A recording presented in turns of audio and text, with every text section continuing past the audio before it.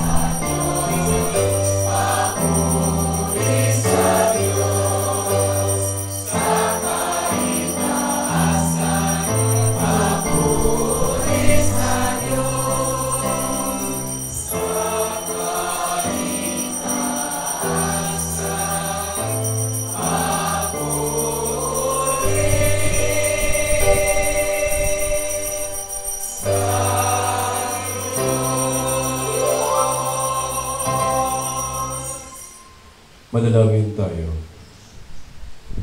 Ama naming makapangyarihan, kaming gumugunita sa mahal na Birheng Maria ay humihiling na iyong pagbigyan, pakundangan sa kanyang pagdadangin upang kami pagindapating tumanggap mula sa abot-abot na kaloob mo sa pamamagitan ni Jesucristo kasama ng Espiritu Santo magpasawalang hanggan. Amen. Maupo ang lahat para sa pagpapahayag ng salita ng Diyos.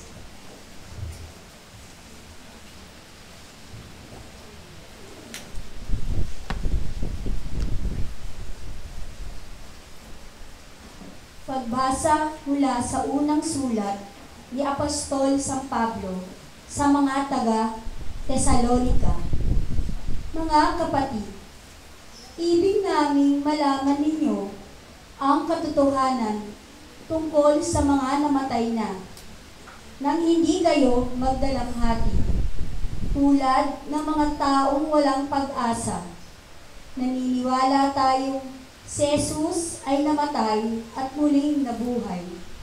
Kaya naman, naniniwala tayong bubuhayin din ng Diyos ang lahat ng namatay na nanalig kay Jesus upang isama sa Kanya. Ito ang aral ng Panginoon na sinasabi namin sa inyo. Pagparito ng Panginoon, tayong mga buhay ay hindi mauuna sa mga namatay na. Sa araw na yaon, kasabay ng malakas na utos ng tinig ng arkanghel at ang tunog ng trumpeta ng Diyos, bababa ang Panginoon mula sa langit. Bubuhayin muna ang mga namatay na nanalig kay Kristo. Pagkatapos, tayo mga buhay pa ay titipunin niya sa ulap at isasama sa mga binuhay upang salubungin sa papawirin ang Panginoon. Sa gayoy, makakapiling niya tayo magpakailanman. Kaya nga, mag-aliwan kayo sa pamamagitan ng mga aral na ito. Ang salita ng Diyos. Salamat sa Diyos.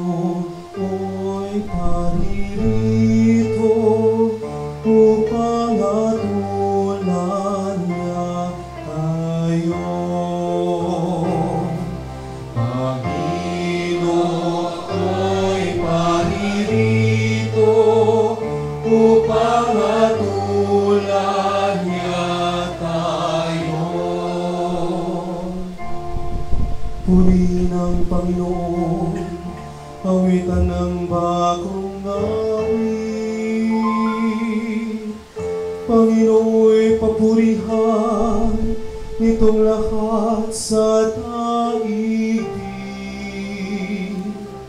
Kahit sa'y pahayag ng puon ay dakila, sa madla ipahayag ang dakila niyang gawa.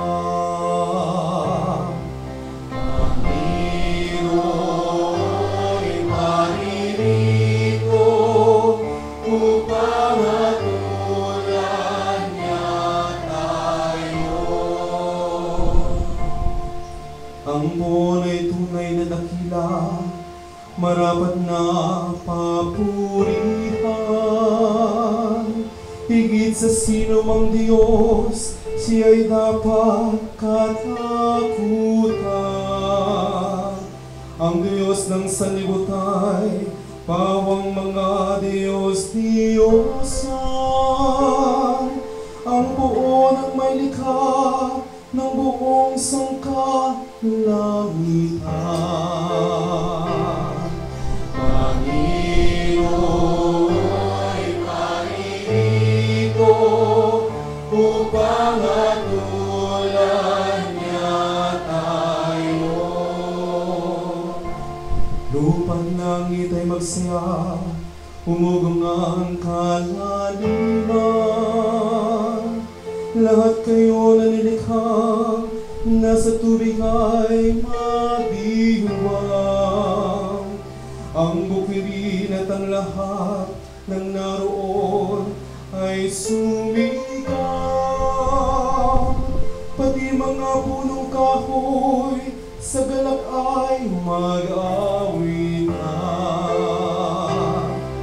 Panginoon ay paririto upang atulan niya tayo.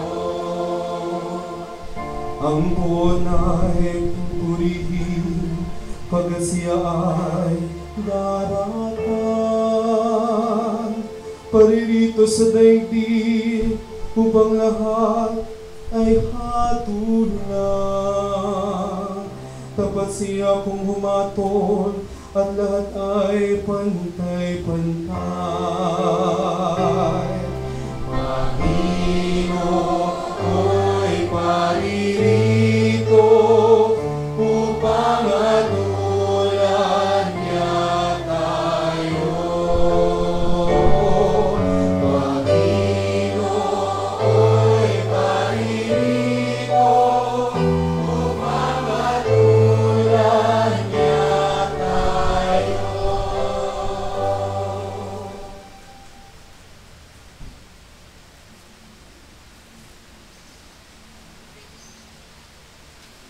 Tumayo ang lahat bilang pagbibigay galang sa banal na ebanghelyo.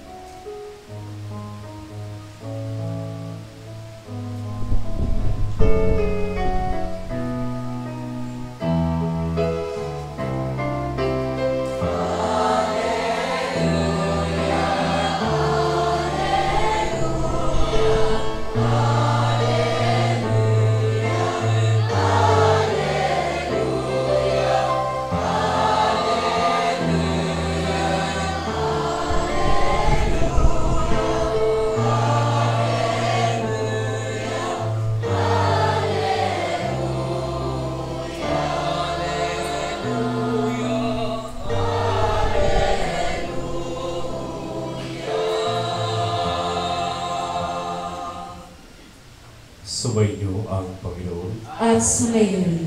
Ang mabuting balita ng Panginoon ayon kay San Lucas. Papuri sa iyo, Panginoon.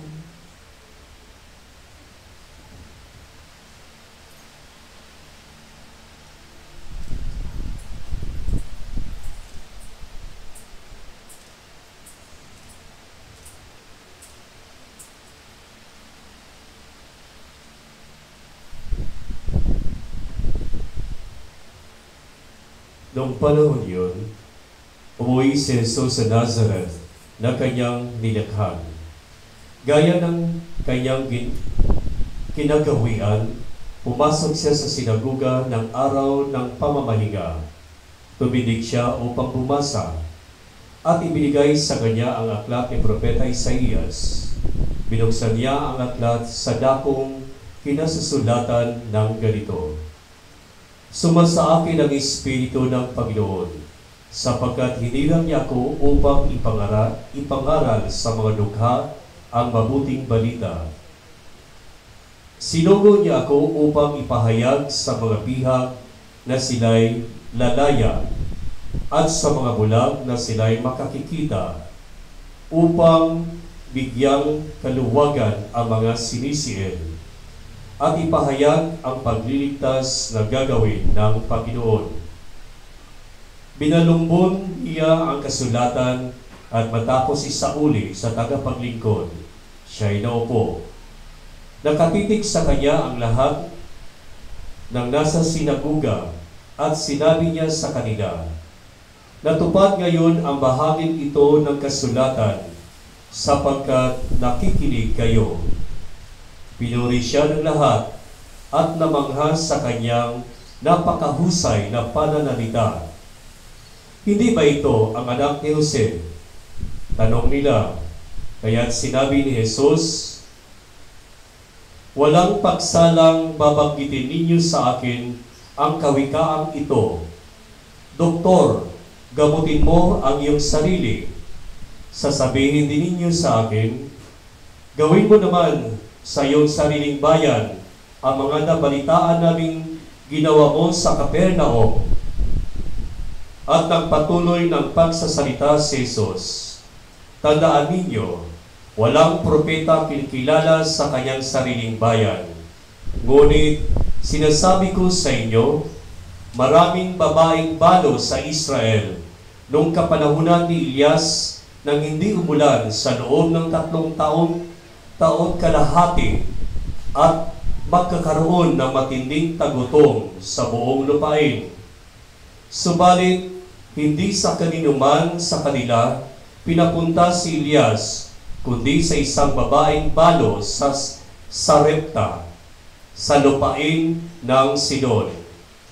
Sa dinami-dami ng mga kitongin sa Israel, noong kapanahunan ni Eliseo, walang pinagaling isa man sa kanila. Sina Aman, pang taga-Syria ang pinagaling. Galit na galit ang lahat ng nasa sinaguga nang marinig ito. Nagtindigan sila at pinagtabuyan siyang palabas sa taluktok ng burol na kinatatayuan ng bayan upang ibulit sa bangin. Ngunit dumaan siya sa kalagitnaan nila at umalis. Mga kapatid, ang mabuting balita ng Panginoon. Pinupuri ka namin, Panginoong Hesukristo. Maupo ang lahat.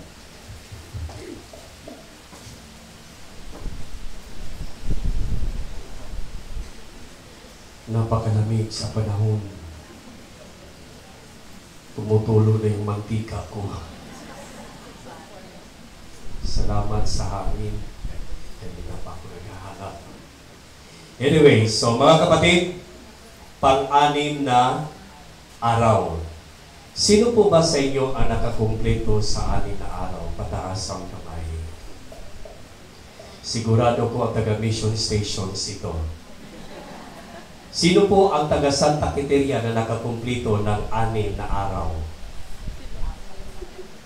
Meron? Bigyan po natin ng masigabong palakpakan. Father Sam, merong isa. Maliligtas ang taga-Santa Quiteria. Salamat po. Kasi ang mga taga-Santa Quiteria, ngayon ko lang nakita dahil ngayon lang din po ako. Kasama po tayo.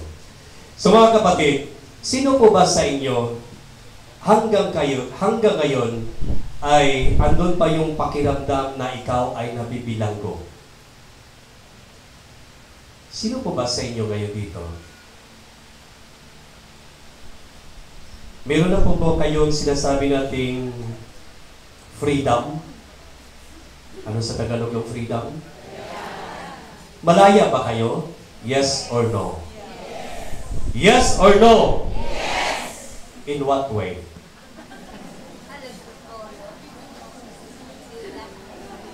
Tumahimik tuloy. Malaya ba kayo? Wala na. Kanina, yes. Yes na yes. Yes na yes. Mga kapatid, sa ating Ebanghelyo ngayon, napakaganda sa ating Ebanghelyo ngayon dahil si Jesus ay pinapalaya niya ang nabibilanggo. Diba? Yun po ang pag-anim natin na tema ngayon. Palalayain ang mga nabibilanggo, palalayain ang mga nasa kadiliman, palalayain ang mga taong nasa puot. Sa ating Ebanghelyo, ating narinig, mayroong dalawa pong aspeto na titingnan natin. Unang-una, si Jesus ay pinupuri. Diba? Pinupuri si Jesus sa ating Ebanghelyo ng mga tao na nasa paligid sa Kanya. Especially yung mga taong nasa templo, yung mga leaders. Pinupuri siya dahil sa karunungan, dahil sa katalinuhan na Kanyang binabahagi sa mga tao. Pangalawang punto, after siyang purihin, siya naman ay inaatsipwera, hindi tinanggap, tinanggihan. Siguro tingnan natin sa ating sarili. Pinupuri si Jesus dahil sabi nga nila, the Spirit of the Lord is upon with Him. Or sasabihin natin, the Spirit of the Lord is upon me. Ang Espiritu Santo ay nasa kay Jesus. Ang Espiritu Santo na siyang nagbibigay kay Jesus ng katalinuhan. Ang Espiritu Santo na siyang nagbibigay kay Jesus ng kapayapaan. Ang Espiritu Santo na siyang nagbibigay, naggagabay kay Jesus sa kanyang misyon. Yes or no? The Spirit of the Lord is upon me.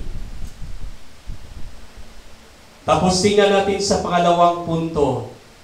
Si Jesus ay inatsipwera dahil sa kanyang katayuan. Di ba anak lamang siya ng isang karpentero? Di ba? Nagtaka sila. Saan ba niya nakuha? Hindi siya nag-aaral. Pero saan niya nakuha ang mga katalinuhang ito? Hindi nila matanggap-tanggap si Jesus. Kung titingnan natin mga kapatid, sa ating pagdiriwang ngayon ng ika-6 na araw, sa paghahanda natin sa ating sarili para sa dakilang kapistahan sa mahal na Birheng Maria sa kabanalang puso ng kanyang anak. Ano yung sinabi ni Maria nung ang Anghel Gabriel ay nagbalita sa kanya na siya ay magiging ina ng anak ng Diyos? Uy, ano yung sinabi?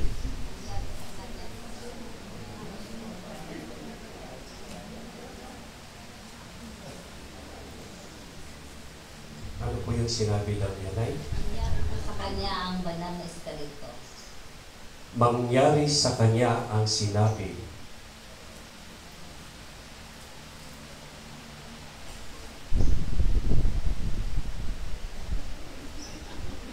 Sinabi niya isa. Ang sinabi niya, I am the lowly servant of the Lord. Mangyayari ang mangyayari.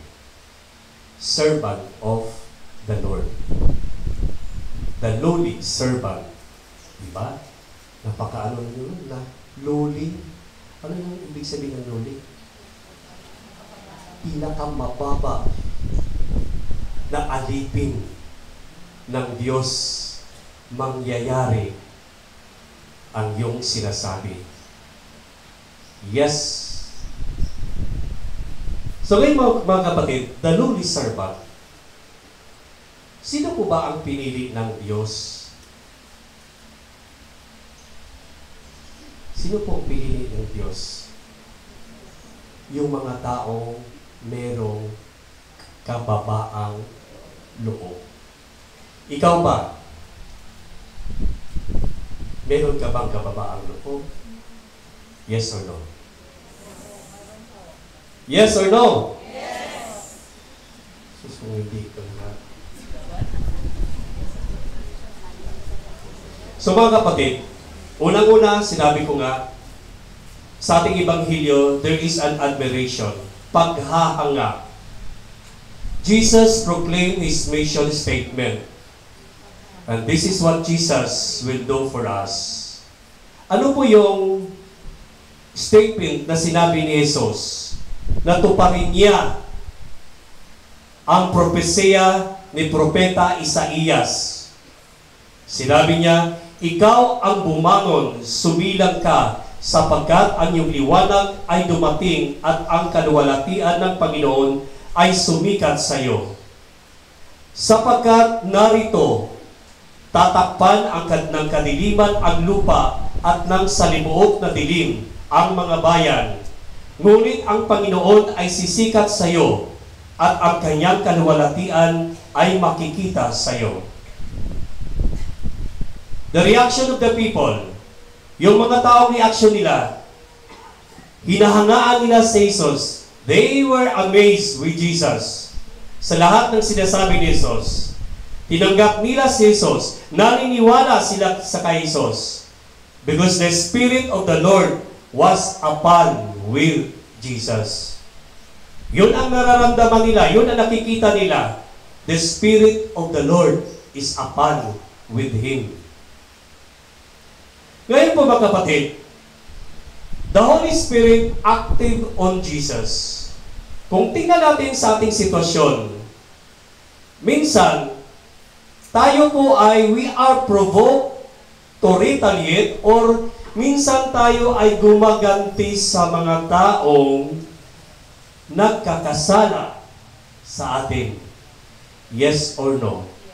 Kahit hindi man lamang sa gawa, pero sa isip at sa salita, minsan sinasabi natin, bantay ka magbitaw. Mag-ingat ka sa susunod.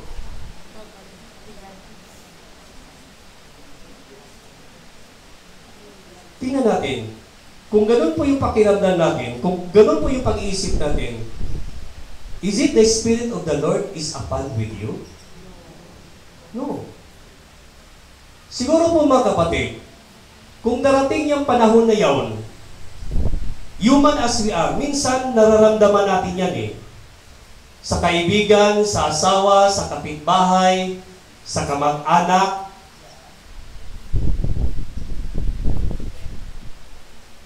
Bago mo yan isipin, bago mo yan gawin, bago ka magsalita ng hindi maganda laban sa taong yaon, huminga ka ng malalim. Huminga ka ng malalim.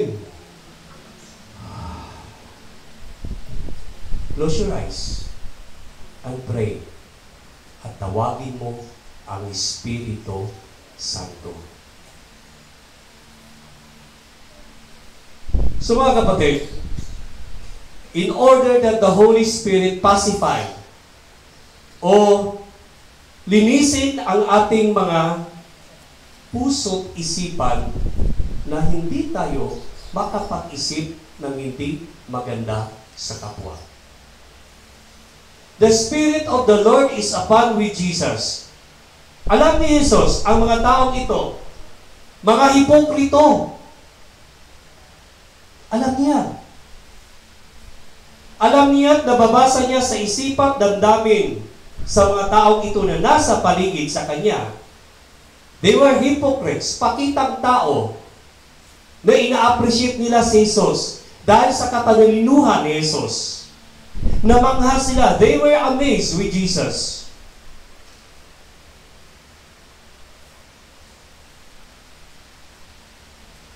Pero si Jesus, hindi siya nag-iisip, bantay na bitaw mo.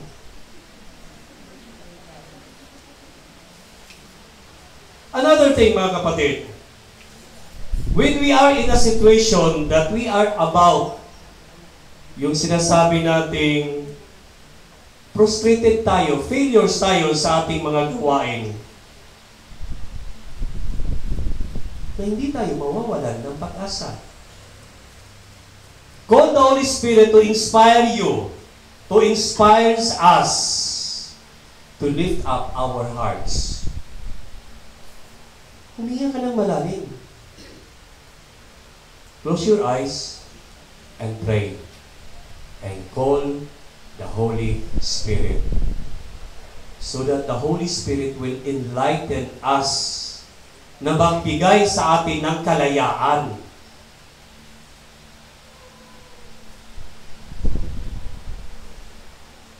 Sabi nga dito ni Jesus sa ating Ebanghelyo, yung mga nabilanggo, bigyan ng kalayaan. Baka ikaw o ako, tayo. Ang lakas-lakas natin kanina sabihin na, malaya ba kayo? Yes! In what way? Malaya ba tayo? Yung sinasabi nating mga puot at galit at inggit sa ating kapwa. We are all in prison. Kung ganito ang ating nararamdaman sa ating sarili or even sa ating kapwa. But if the Holy Spirit is upon with us, siguro makapagsabi tayo, you are free. Malaya ka. When a situation that you are tempted to draw or to withdraw with something from those who need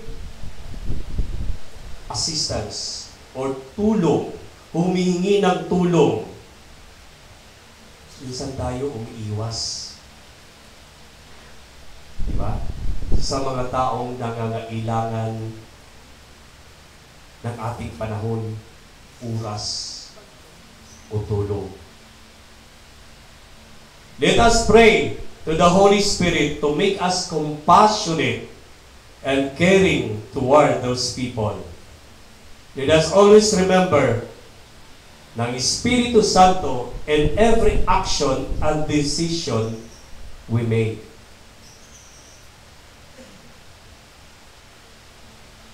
Even ikaw sa mahal na Birhen Maria, ang puso ko'y nagpupuri because the Spirit of the Lord is upon with her. Napakaganda, mga kapatid. The second reaction sa ating Ebanghelyo is about rejection. After pinupuri si Jesus ng mga taong yaon, siya ay nire-reject.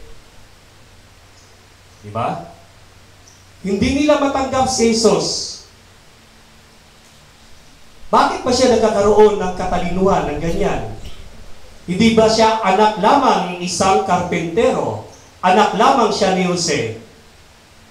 They could not accept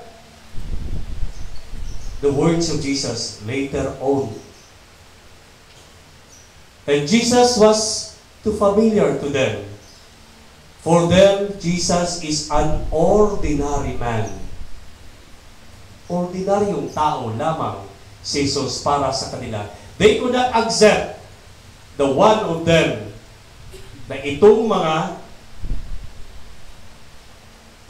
klaseng taong ito, mas lalo pa that the people of Nazareth could not accept the lowly and the marginalized na sabi nila can enter into the kingdom of God.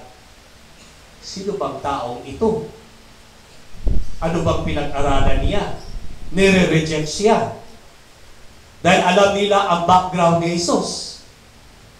Ni Jesus nga na taga Nazareth na anak namang ni Jose. And who is Jose?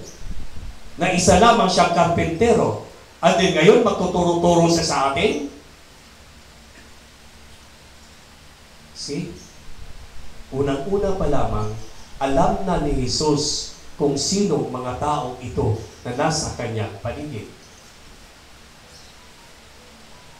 Ina-appreciate and then pagkatapos nire-reject.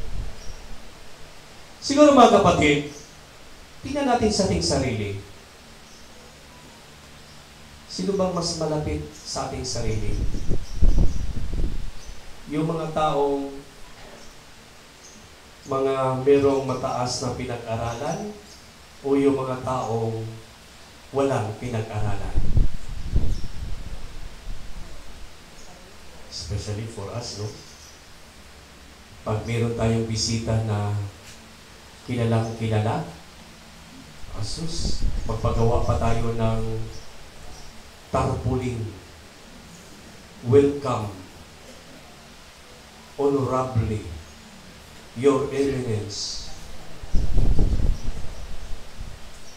Pero kung mga tao siguro na bumisita sa atin dito na taga squatters area, meron kayang welcome? May tarpaulin kaya?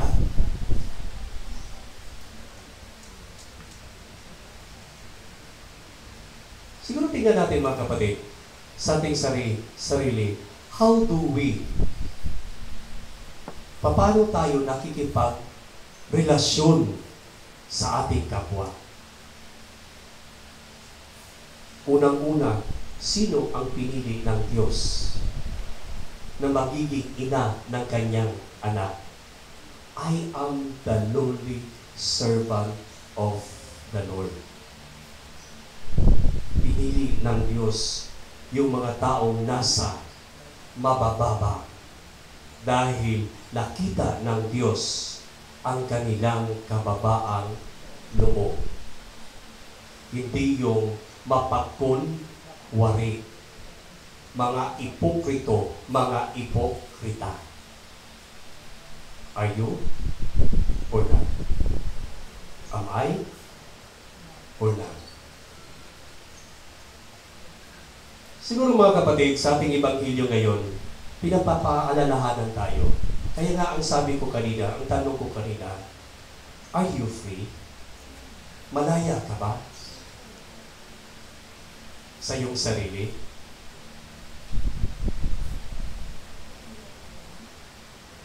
Pang-anim pa lang na araw ngayon, tingnan natin sa ating sarili.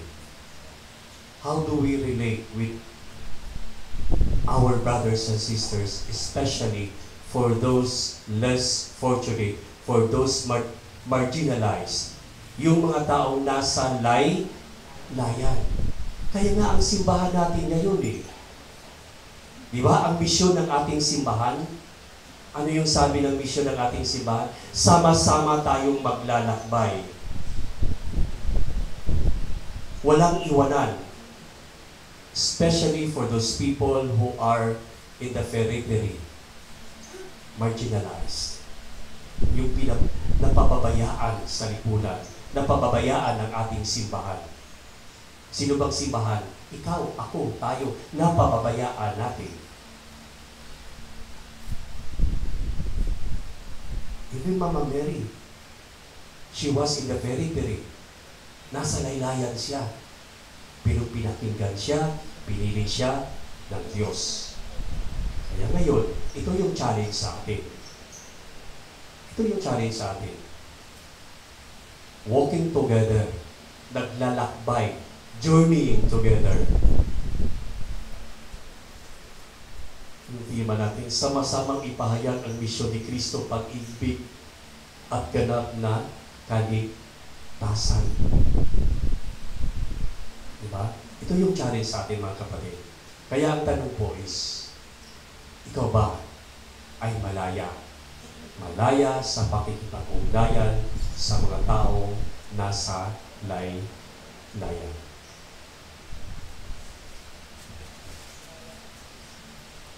Magsitayo.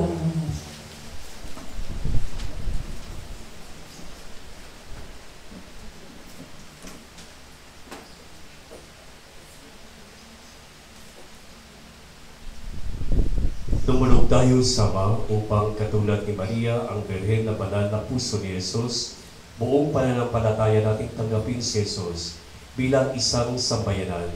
Tayo'y manalangin. Ama, sa pamamagitan ng panalangin ni Maria, pakinggan mo kami. Ama, sa pamamagitan ng panalangin ni Maria, pakinggan mo kami.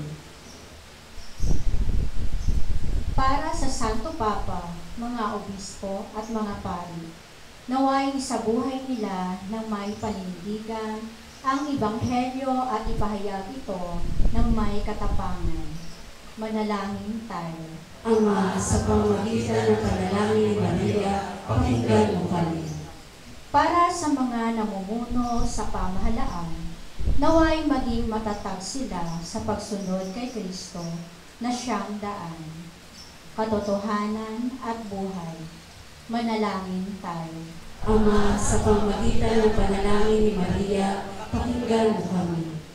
Para sa ating lahat, nawa sa tulong ng ating mahal na ina, ay maging mga lingkod tayong tumutulong sa mga mahihirap at nag-aaruga sa mga bilanggo. Manalangin tayo. Ama, sa pamamagitan ng panalangin ni Maria, pakinggan mo kami.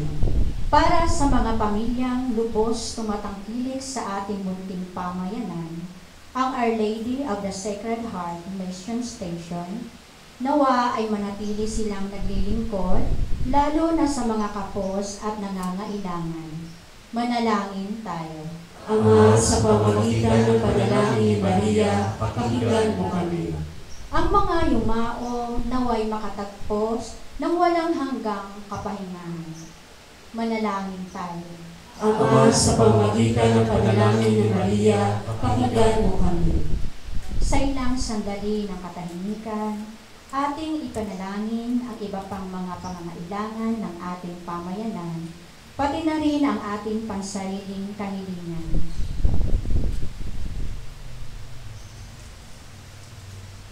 Manalangin tayo. Ama, sa pamamagitan ng panalangin ni Maria, pakinggan mo kami. Ama naming nasa langit, walang sinuman sa amin ang makalalapit kay Kristo kung hindi mo ito ipinagkaloob. Gawin mo kaming iisa sa Kanya upang makapiling ka namin sa makpas sa walang hanggan. Amen. Maupo ang lahat bilang paghahanda sa pag-aaral.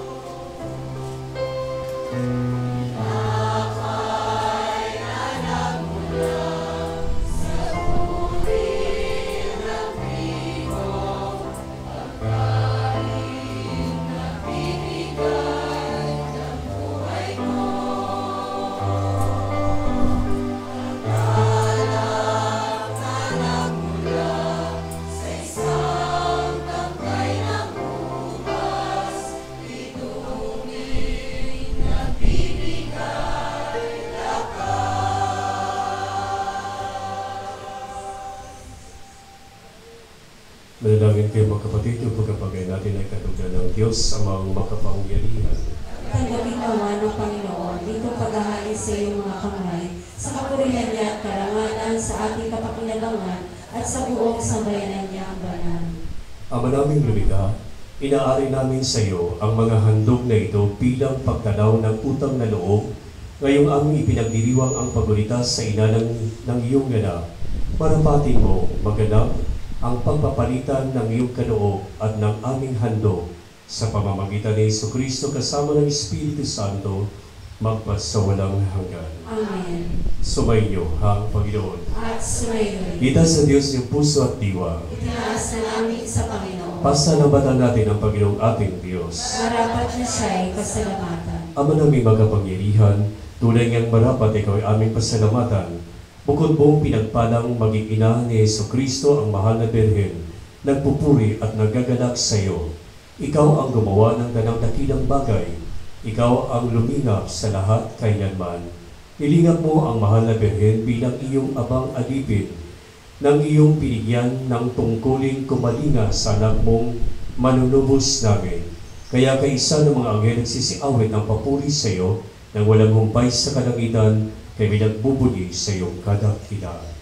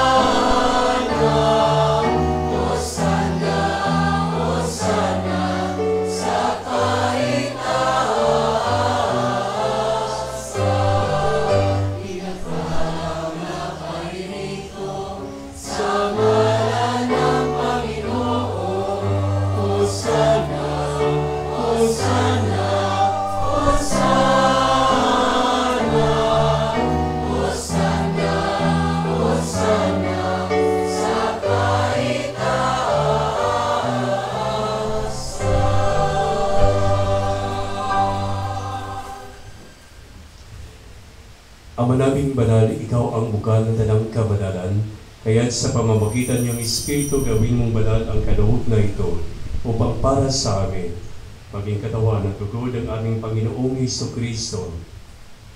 Bago niya pinatiis ang kusang loob na maging handog, hinawakan niyang tinapay, pinasalamatan kaniya, pinaghati-hati niya yon, inabot sa kanyang mga lagad at sinabi, "Tanggapin niyo lahat ito at kanin.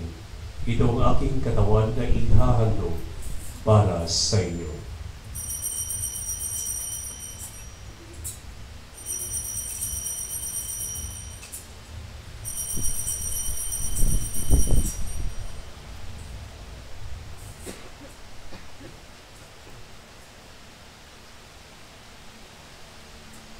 Kaya hindi naman nung matapos ang hapunan, hinawakan niyang kalis, muli kanyang pinasalamatan. Inabot niya ang kalis sa kanyang mga lagad at sinabi, "Tanggapin niyo lahat ito at inumin. Ito ang kalis ng aking dugo ng bago at walang tipan. Ang aking dugo ay bubuhos para sa inyo at para sa lahat. Sa ikapagpapatawad ng mga kasalanan, gawin ninyo ito sa pag-alala sa akin."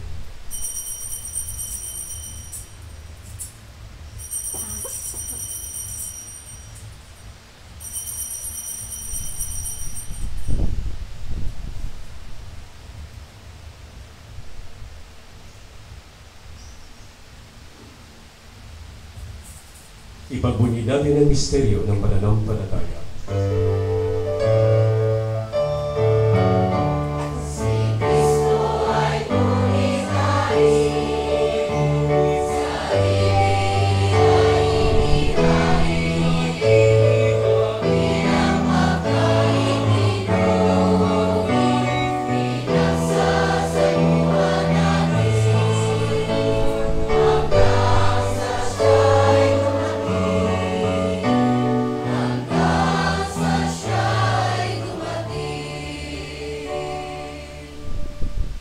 Ang mga ginagawa namin ngayon ang pag-alala sa pagkabatay at muling pagkabuhay ng iyong anak, Kaya tinaalay namin sa iyo ang tinapay ng bibigay buhay at ang kalis sa kakaloob ng kaligtasan.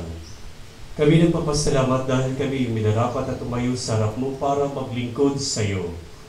Isinasamo namin kami magsalo-salo sa katawan at dugo ni Kristo ay mabuklod sa pagkakaisa sa pamamagitan ng Espiritu Santo. Amalingapin mo yung simbahang naganap sa buong daigdig. Puspusin mo kami sa pag-ibig kaisa ni Francisco naming Papa at ni Pablo Virgilio na aming obispo at ang kanang kaparian. Alalahanin mo rin magkapatid naming nahimlay na may pag-asang sila'y muling mabubuhay. Gayon din ang lahat ng mga pumanaw. Kawaan mo sila at patuloyin sa kaliwanagan. Kawaan mo at pagkitapating kaming lahat na makasalo sa buhay na walang wakas. Kaisa ng mahal na Birheng Maria na ina ng Diyos, ng kanyang kabiyak ng puso si San Jose. Kaisa ng mga apostol at ang lahat ng mga banal na namuhay dito sa daigdig ng kalugod-lugod sa iyo. May pagdiwang nawa namin ang pagpupuri sa ikaranagal mo sa pamamagitan ng inulap na aming Panginoong Jesucristo. Sa pamamagitan ni Kristo kasama niya sa Kanya, ang lahat ng parangal at papuri sa iyo, Diyos sa magmakapangyarihan, kasama ng Espiritu Santo, magpas sa walang hanggan.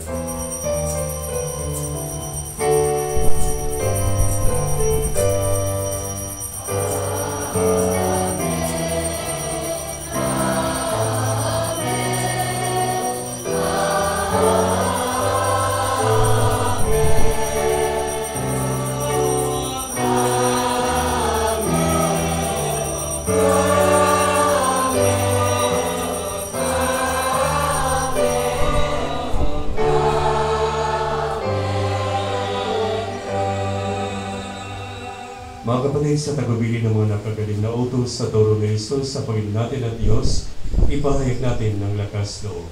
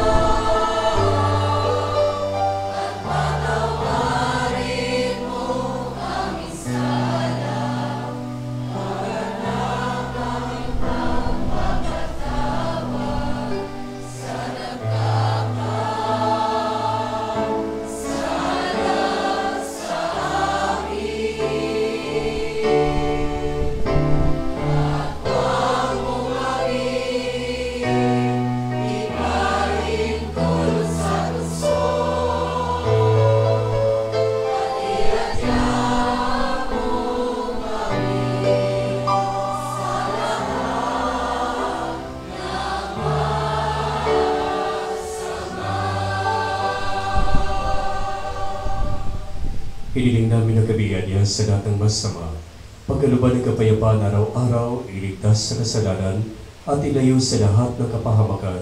Samantalang aming pinananabigan ang dakilang araw ng pagpapahayag ng tagapagligtas naming si Jesucristo.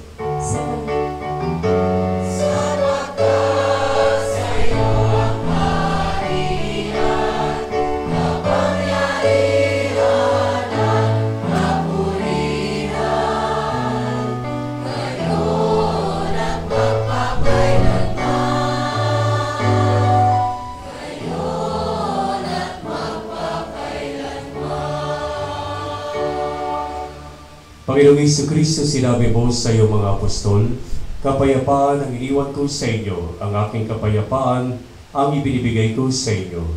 Tunghayan mo ang aming pananampalataya at huwag ang aming pagkakasala. Pagkalooban mo kami ng kapayapaan at pagkakaisa ayon sa iyong kalooban, kasama ng Espiritu Santo, magpasawalang hanggan. Amen. Ang kapayapaan ng Panginoon ay laging sabay niyo. At sumayo rin. Magbigayan tayo ng kapayapaan sa isa't isa.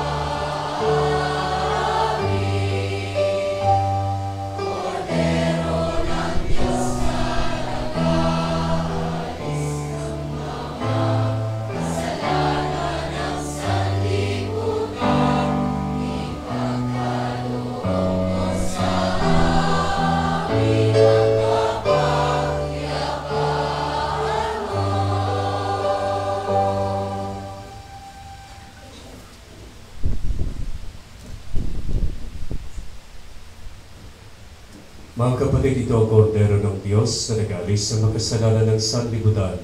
Mapalad ang mga inanyayahan sa kanyang piging. Panginoon, hindi ako karapat-dapat na magpatuloy sa iyo, ngunit sa isang salita mo lamang ay gagaling na ako.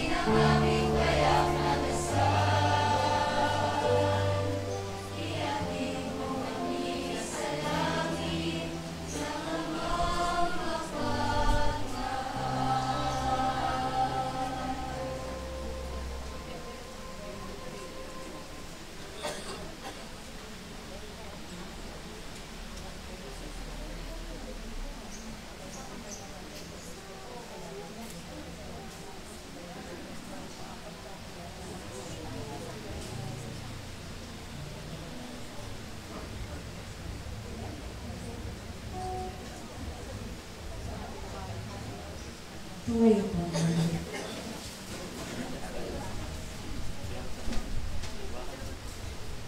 Manalangin tayo. Ama namin mapagmahal, kami nagsalo-salo sa banal na pakikinabang ay nakikiusap na pakundangan sa paboridad namin sa mahal na Birheng Maria. Marapatin mong kami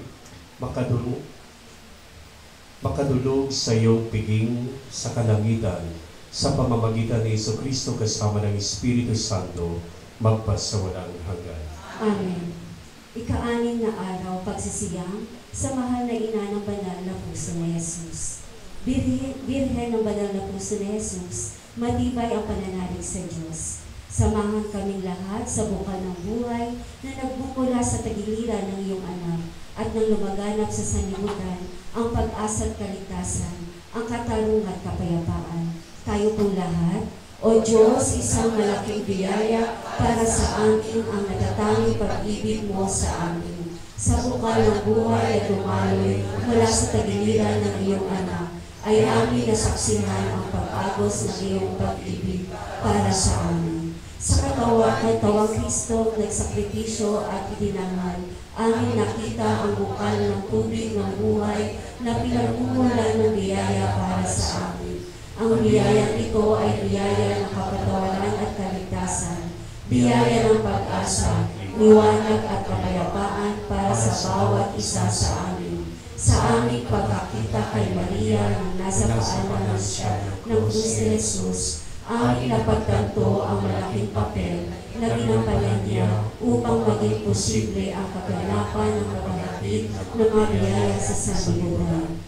Ipinapadalangin namin sa nawa ang bagong buhay na hatid ng bukal na umabot sa tagiliran ni Jesus ay umabot sa bawat isa sa amin.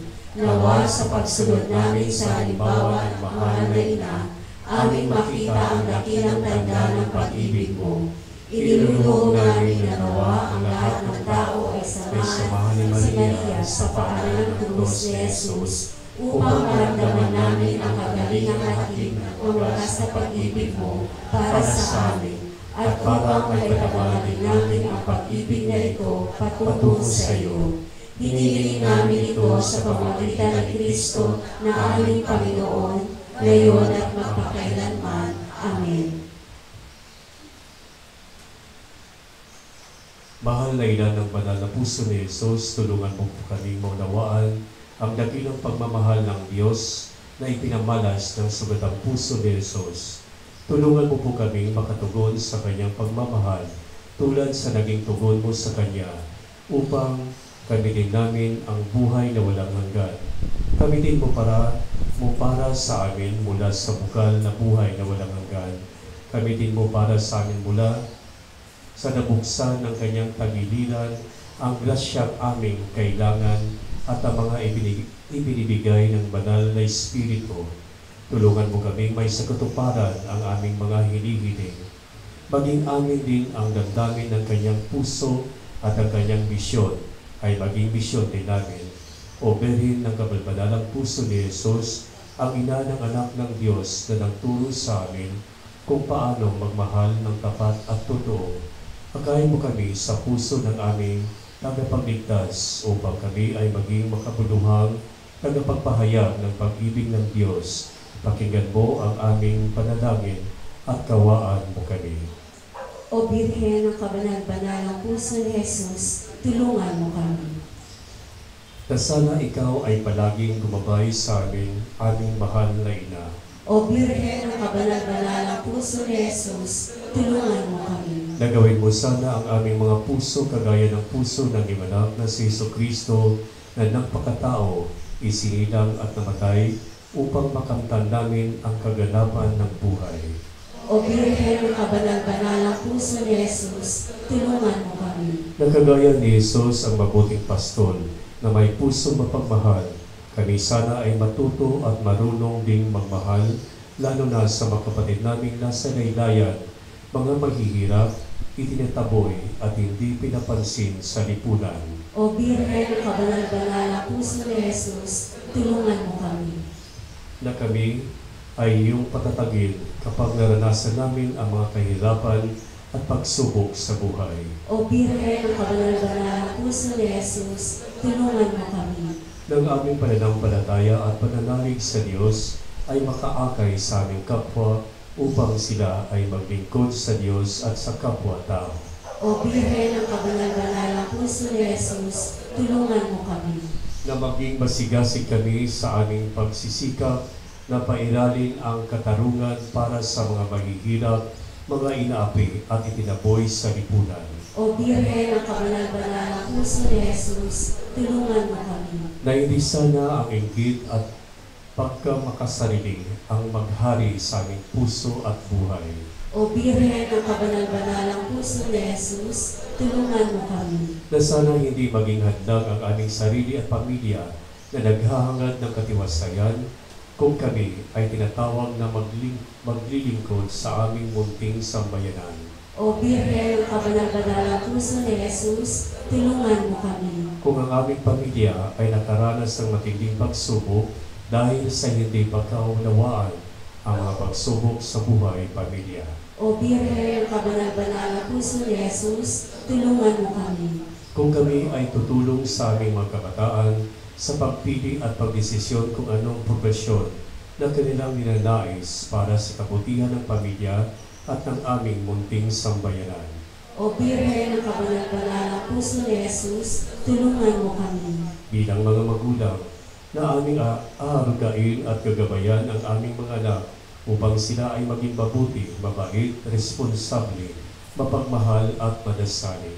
O Birhen ng kabanal-banalang puso ni Jesus, tulungan mo kami. Kung darating sa amin ang nakakatakot na sakit at nalalaman namin na nalalapit na ang aming kamatayan at kung aming mga mahal sa buhay ay tinatawag sa kabilang buhay.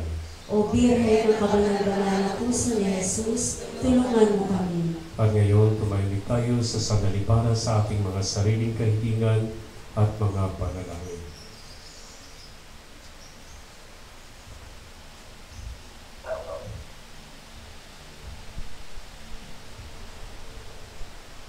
Tayo pong lahat. Alalahanin mo, mahal na ina ng banal na puso ni Jesus, ang mga dakilang bagay na ginawa ng Panginoon para sa iyo. Hinirang ka maging kanyang ina. Ninais niyang malapit ka sa kanyang krus. Pinahagian kanya ng kanyang kaluwalhatian. Dinirinig niya ang iyong panalangin. Sa kanya ialay ang aming papurit pasasalamat. Sa kanya isangguni ang aming kahilingan, na tulad mo'y mamuhay kami lagi sa pagmamahal ng iyong anak, upang ang kanyang kaharian patuloy na may sa katuparan.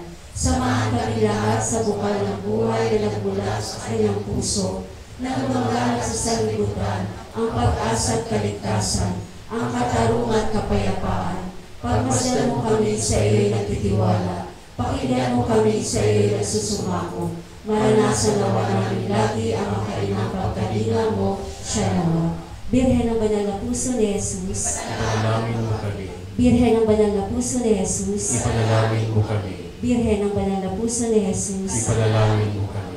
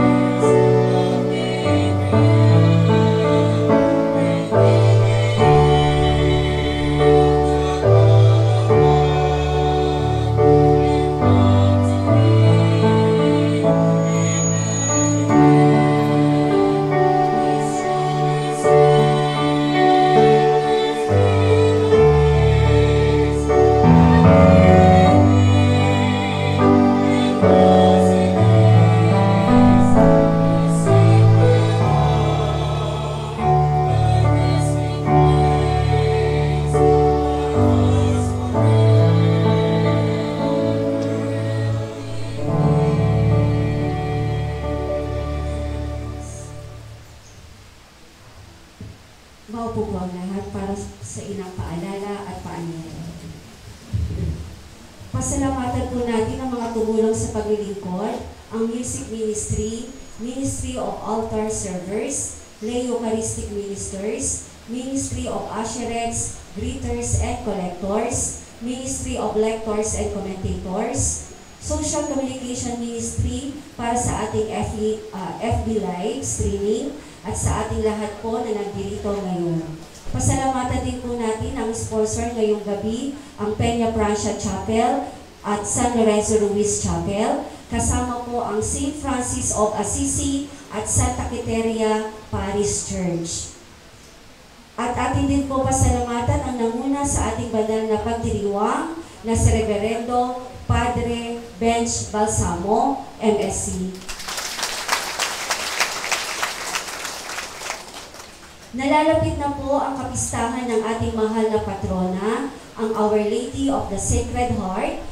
Kaalinsabay din ang ika-6 na taon ng pagkatatag ng ating mission station. At bilang paghahanda, mayroon po tayong mga iba't ibang mga aktibidad tulad ng Nobena Misa o pagsisiyam sa Mahal na Birhen ng Banal na Puso ni Jesus. Ang mga sumusunod po ay ang mga schedule ng ating mga misa na gaganapin dito sa Woodcraft Bayanihan sa ganap na ika-6 ng gabi. Ngayon po ay ang September 4, Our Lady of Peña Francia at San Lorenzo Chapel. September 5, Mother of Perpetual Help Chapel.